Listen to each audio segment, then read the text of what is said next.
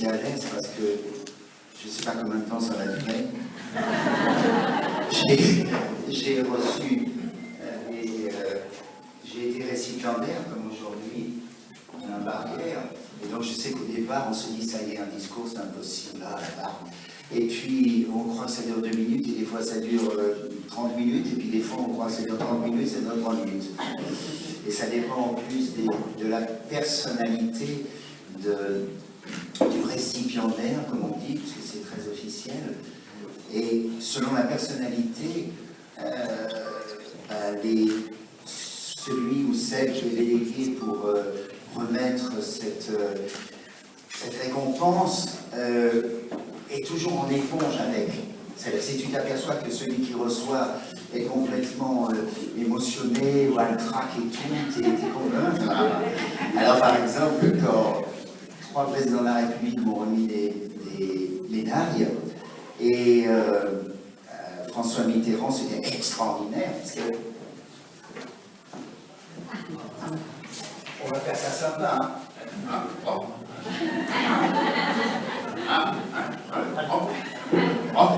non, Francis Huster, et par cœur, pas un discours, pas de papier, par cœur. Et t'es là en face de François Mitterrand, le vrai, et il y en a 5 ou 6 qui sont à côté de toi en rangée, t'es à l'Élysée, alors il y avait quelques personnes que tu as réussi à inviter, d'autres que tu ne voulais pas inviter, mais qui sont invités par quelqu'un d'autre. Bon. Et puis, François Mitterrand, mais impressionnant, et tout par cœur, et il te sortait des trucs de ta vie, mais tu étais sidéré. C'est vrai que François Mitterrand était avocat, et donc il avait la parole très lucide, etc. Et puis alors, Jacques Chirac, c'était tout le contraire. C'était un discours très écrit, avec toutes les personnalités, énormément de monde à l'Élysée et tout. Nicolas Sarkozy, c'était encore une troisième chose, c'était... Il y avait, je ne sais même plus s'il y avait un discours. J'ai l'impression que de toute façon, il ne disait rien et qu'il improvisait tout. Très sympa, très relax, comme ça, absolument pas émotionné. Enfin, pas émotionné, apparemment. Alors là, pour Alain Barrière, c'est terrible, parce que tout va dépendre de vous. Nous, on est je crois qu'Alain lui a communiqué son stress ou son honte. Alain.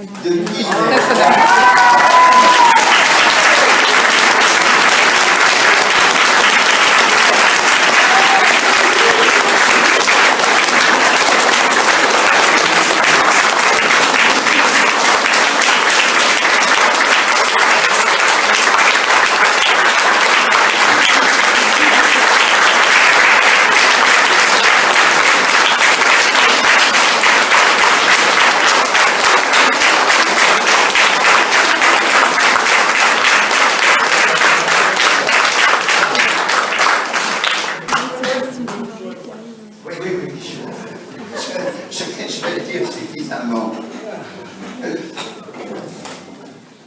Alors, ce qui est extraordinaire avec Alain Barrière, c'est qu'en fait, c'est pour ça qu'il y a 2 fauteuils, c'est qu'il y a 2 Alain. Il y a Alain Bellec et Alain Barrière. Et c'est vraiment comme Dr. Jekyll et Mr. Hyde. On dirait que cet homme a eu 2 vies. Une vie où il s'est battu comme un rebelle. D'ailleurs, je sais qu'il adore le chiffre 7. Il y a 7 lettres à rebelle, Alain. Où cet homme a été, en imaginant qu'il n'y ait pas du tout de Alain Barrière, je parle de Alain Bellec, où cet homme a été d'un courage, d'une autorité, d'une rigueur, d'une humanité, oh, je ne vais même pas prendre le micro, d'une humanité, voilà, comme Mitterrand.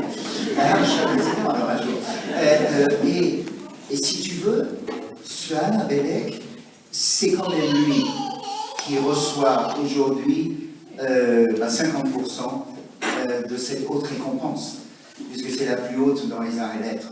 Alors, Alain Bellec, curieusement, tous les X temps, il a donné des petits coups de coude à Alain Barrière en lui disant « Bon, ok, d'accord, tu réussis tout, t'es sublime, tu es magnifique, le monde entier, t'es comme Alain le dit, citoyen du monde, tu es une des 10 personnalités françaises les plus aimées, les plus adorées.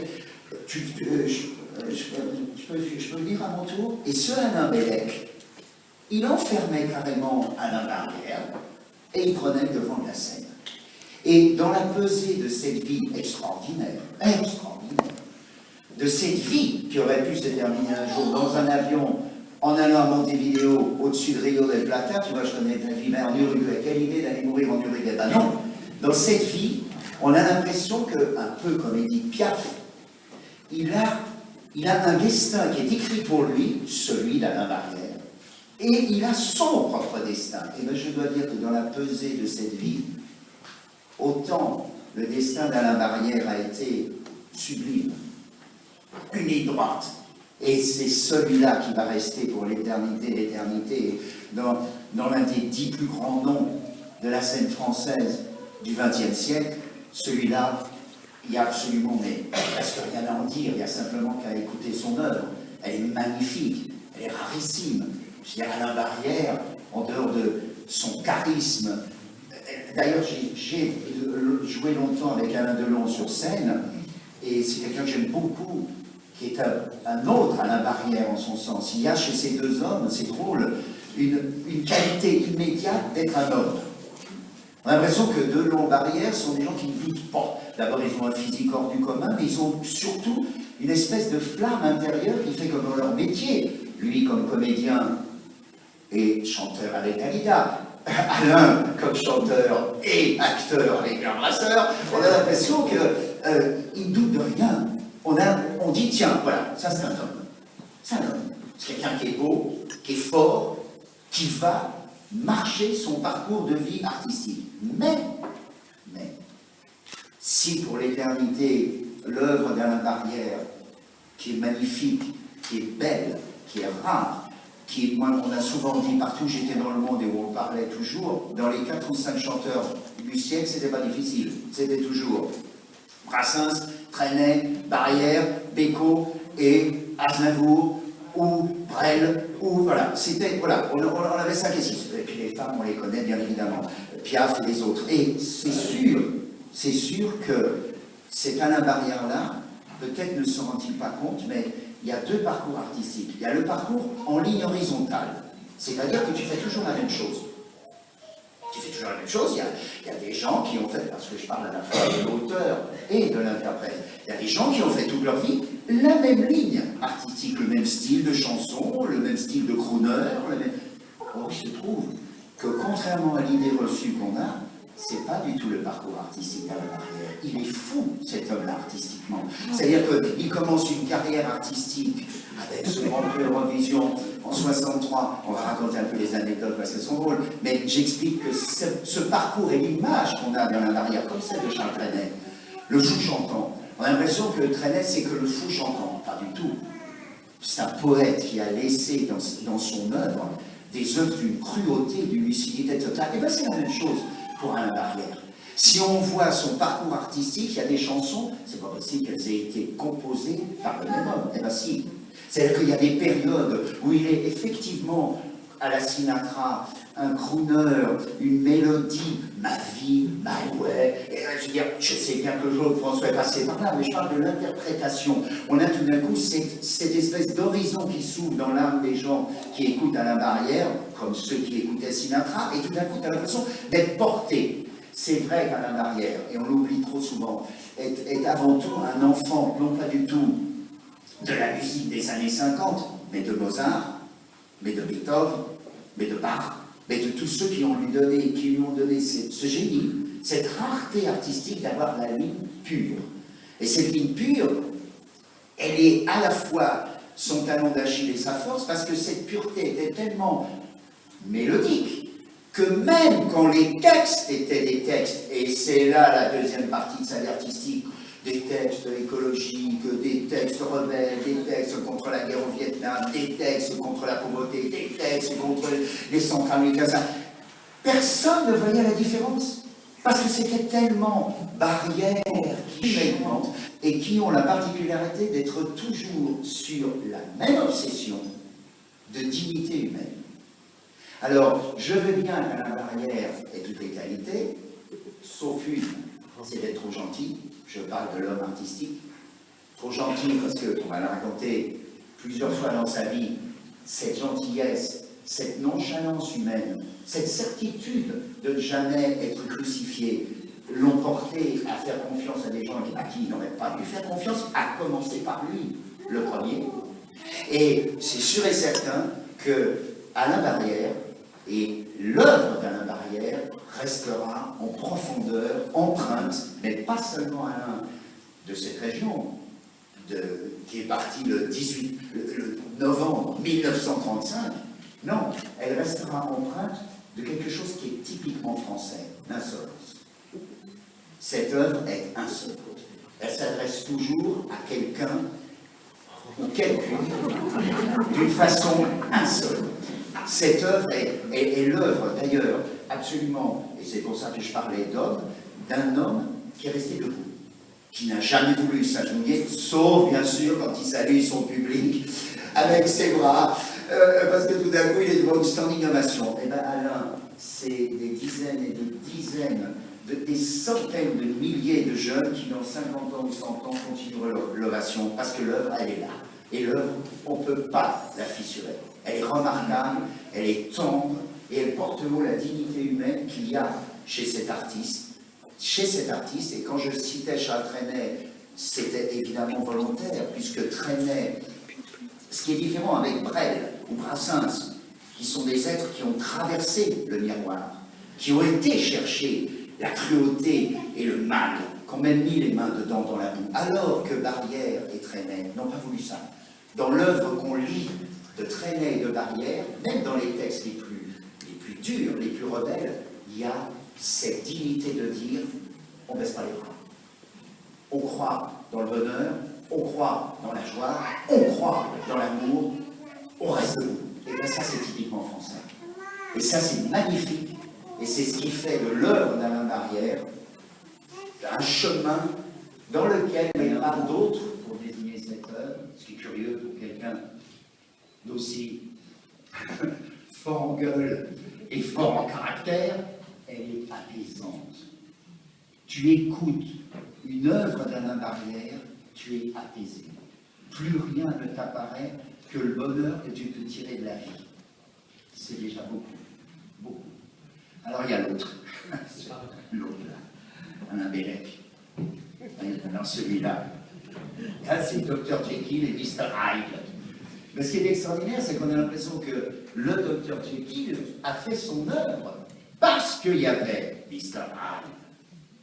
Et simplement, si tout d'un coup, pendant 2 ans, pendant 6 ans, pendant 4 ans, pendant un certain temps, Alain Barrière se retirait, revenait, réapparaissait, c'est parce que tout d'un coup, oh là, il a fait son truc, et puis, bon, bah vas-y, amer, italien, effectivement. À cette absence de père italien, comme pour Camus, son propre père, tué à la guerre 14-18, qui n'avait jamais mis les pieds en France, et qui mit les pieds en France pour se faire tuer à la bataille, dès les premières batailles, ce père qui est absent, il est présent chez Alain Bellec. Et ce n'est pas, contrairement à ce qu'on pense, un chanteur français. C'est un chanteur italien qui chante en français. Et c'est ce qui explique sa musicalité. C'est ce qui explique son bel canto.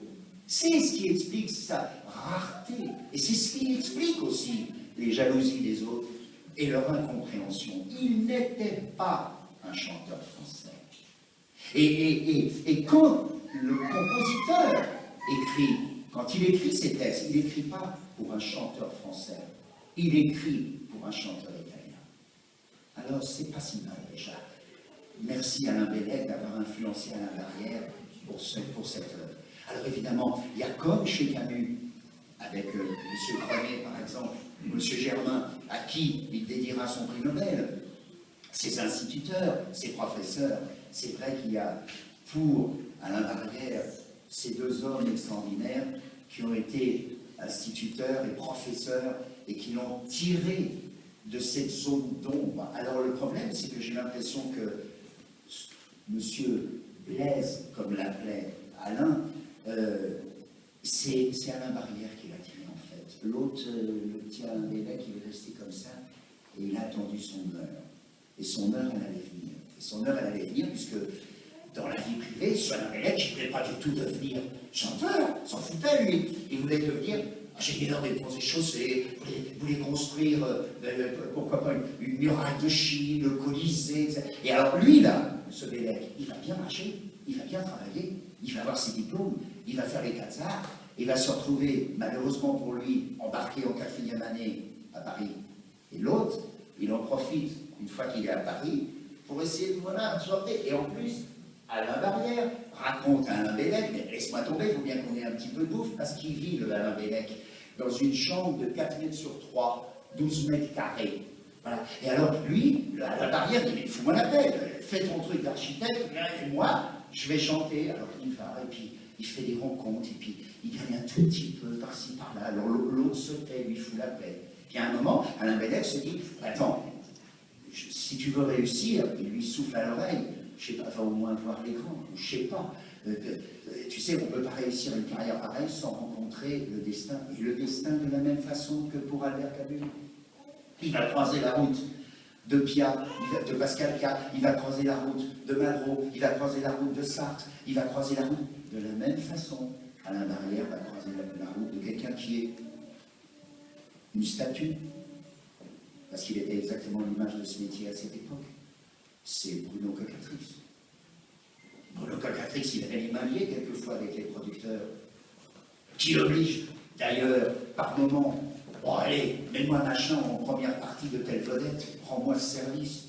Oh, allez, fais-le, la maison de disque, essaie de pousser cette fille ou ce gars-là, prends-la en première partie, que ça peut te foutre. Et alors, ce qui est extraordinaire, c'est que Alain Barrière, après, sur les conseils de Alain Bellec, fait voilà, des cabarets à Montmartre, etc. Tout d'un coup, Alain Barrière se retrouve, imaginez-vous, en première partie de Johnny Hallyday. En première partie de Johnny Hallyday. Et ce qui est extraordinaire, c'est que c'est vraiment le destin. Parce que, et je sais qu'il y a une tendresse extraordinaire entre deux et un respect total, parce que ce sont deux frères. Ce sont deux frères. Ils sont tous les deux sortis de là, de rien. Ils ont tous les deux un père, entre guillemets, absent. Ils ont tous les deux à se battre. Ils ont tous les deux cette séduction folle. Et c'est ces deux êtres qui sont là et qui vont devenir deux des saints plus grands. Johnny, évidemment, il a au-dessus de lui un ange gardien. Oui, parce que ça veut dire un ange gardien qui s'appelle Johnny Stark. Et ce Johnny Stark est beaucoup Alain Barrière. Je ne sais pas s'il a pressenti qu'il y avait aussi Alain Bellec avec et qu'il fallait prendre les deux en même temps. Mais en tout cas, ça a été à deux doigts. Et pourquoi Johnny Stark et Alain Barrière n'ont pas conclu ensemble? C'est parce que le rebelle ne voulait pas rentrer dans ce système commercial. Il avait commencé par ce Grand Prix Eurovision qui venait après la Coque d'Or, la chanson française. Ce Grand Prix Eurovision, qu'est-ce qui se passe? Quand même assez extraordinaire. Cet homme qui artistiquement est beau comme un dieu et dont la force et la rigidité, comme je le fais là, réside dans sa tenue et sa stature, il va faire le Grand Prix Eurovision comme il est là. Assistance derrière, ce qui est une danseuse, il y a un ingénieur du son qui est formidable, un ingénieur du son qui sera formidable, qui lui accorde à la barrière, et il aura un très bon résultat. Cinquième, Domenico Modugno était avant-dernier, avec une chanson qui fera le tour du monde. Et donc, c'est Gigi Della Cinquanti, magnifique avec sa chanson, super et tout à fait Eurovision. Mais il y a quelque chose qui s'est passé. C'est que tout d'un coup, du jour au lendemain, on a senti qu'il y avait pas seulement un chanteur, mais une personnalité. Cette personnalité, peu à peu, Cocatrix va lui faire confiance, et puis peu à peu, et d'une façon incroyable avec sa petite guitare dans sa petite chambre, quand l'autre dort, quand Alain Bellec dort, Alain Barrière se réveille et il compose, et il compose.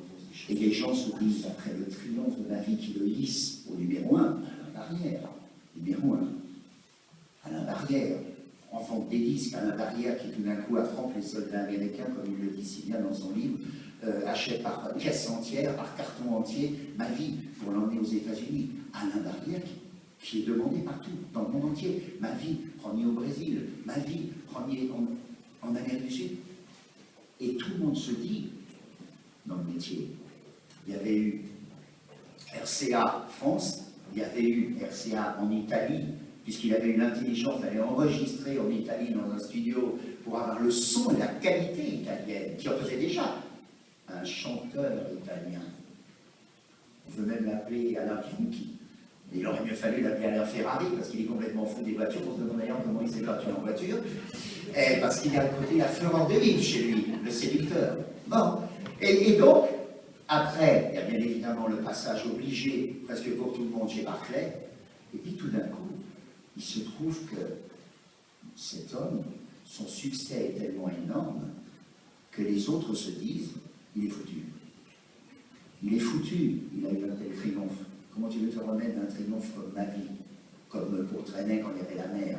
Comment tu veux te remettre d'un triomphe pareil? Et tout le monde se dit, bon, Barrière a tout ce qu'il veut, il est adoré, etc. Tout. Allons trouver Alain Bellec. Et alors là, le Alain Bellec. Le Alain Bellec, il dit, la guerre au Vietnam, c'est dégueulasse. Le Alain Bellec, il dit, les inégalités. Le Alain Bellec, il dit, si tu fais de la chanson, écris au moins des chansons. En plus, il faut bien se rappeler qu'un homme était très important, un croisement était très important. Je ne sais si Alain Barrière le pèse de cette façon-là, c'est le croisement avec Francis Le Marc. Et c'est vrai que quand on voit le croisement avec Le Marc, on s'aperçoit qu'il y a cette même autorité sociale et politique. Et ce qui est extraordinaire, c'est que cet homme qui s'assoit à droite est un homme qui a eu un parcours d'écrivain, de compositeur, rebelle, et qu'on pourrait dire de gauche. Ce qui n'a rien à voir avec un parcours communiste ou staliniste, puisqu'il savait très bien, comme tout le monde le sait, il n'y a qu'à voir le spectacle qui suivra après, les horreurs de Staline et du reste. Eh bien, cet homme qui a eu un parcours d'une dignité, d'un courage, qui a dénoncé les inégalités, c'est lui le premier qui a dit après l'accident en Pennsylvanie de la fameuse centrale. C'est lui le premier qui a dit, voilà, et c'est lui qui s'est aussi révolté, Tchernobyl et toutes les victimes. Ben, peut-être que les Japonais auraient mieux fait d'écouter à la Barrière. Et on peut citer 10 cas. Le premier écolo qui compose, c'est lui. Le premier qui se révolte, c'est lui. Mais personne ne veut voir Alain Bellec. On attend le retour d'Alain Barrière. Alors Alain Barrière, un peu malgré lui, parce qu'il sait très bien que des chansons qui ne sont pas promotionnées à 100% n'ont aucune chance de passer la barre, l'époque a changé et tout, Alain Barrière. C'est à peine s'il croit à cette nouvelle main tendue du destin quand le patron, l'Europe 1, catastrophé par certains résultats, dit bon maintenant qu'est-ce qu'on fait? Il va chercher un homme providentiel qui dit tout d'un coup, la Barrière, tu t'en vas? Tu t'en vas? Va être un triomphe. Ils vont commencer par passer 3 fois par jour, au nom de commencer par exemple du président de la République, en vertu des pouvoirs qui nous sont conférés, cette haute distinction de commandeur des arts et lettres. On va faire une promesse à Alain Barrière, c'est qu'on va lui demander encore un dernier effort en Alain Barrière et de nous offrir encore, allez, dans les 3 ans à venir, la plus belle de toutes ces chansons. Alain Barrière.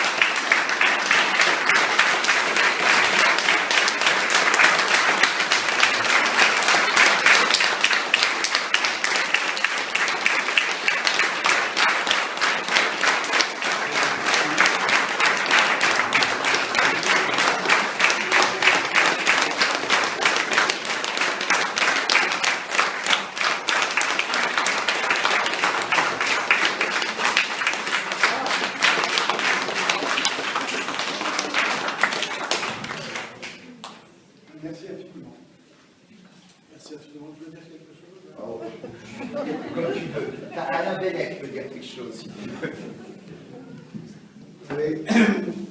Les récompenses, les récompenses, oui, pourquoi pas.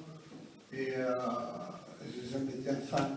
J'ai jamais recherché spécialement à être récompensé, d'autant plus qu'on avait plutôt en France des coups de truc que des récompenses de ce genre. Mais quelques personnes, c'est un exemple comme ça, ont lutté pour que ce soit d'abord, qu'est-ce que j'avais dit d'abord Chevalier. D'abord, chevalier des Arts de Verre, il y a une bonne quinzaine d'années. Et c'est marrant, d'ailleurs, j'étais au Canada à l'époque, ça devait manquer. Et puis, donc, chevalier, pourquoi pas. Et puis là, quand on m'a parlé, quand les amis m'ont parlé d'être nommé commandeur, je trouvais ça un petit peu fort. Mais j'ai regardé la liste des gens qui étaient... Là, c'est Bélec qui a parlé. Et quand j'ai vu la liste des gens qui se trouvaient à la Comédie Française, je me suis dit, t'as ta place, mec. Non, voilà, c'est ça. Et puis, là, je viens de sortir, je vais sortir, j'espère pouvoir sortir un nouveau 3 CD. Et là, je craque. Comment dirais-je, je supporte, difficile à expliquer, mais je conçois maintenant ce que je disais tout à l'heure, c'est que Alain Bélec et Alain Barrière se rejoignent, et tout simplement, je me dis, c'est bien ce que tu as fait. Donc, dans ce prochain album, il y aura des chansons que je qualifie de... Je suis à Francis d'avoir bien voulu être mon, comment on dit, finalement, être mon...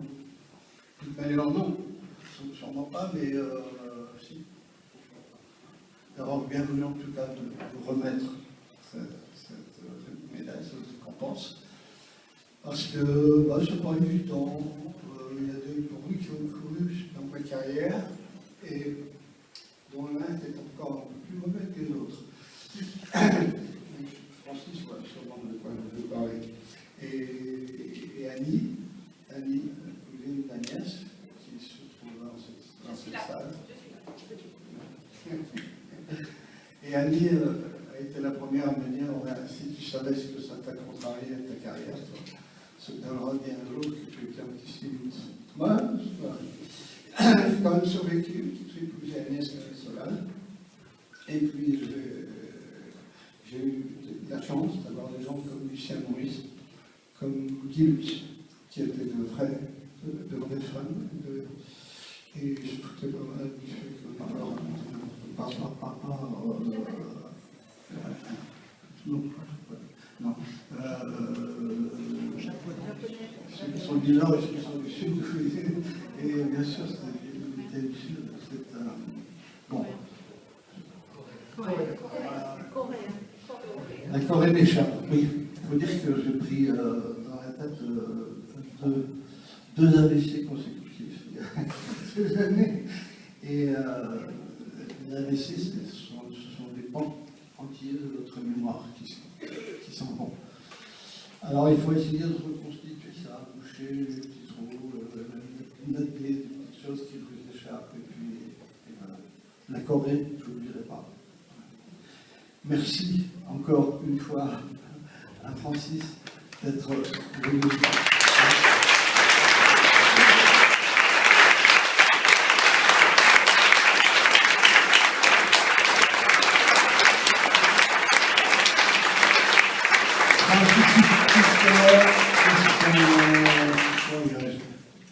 Son compagnon, Yves Lemoyne.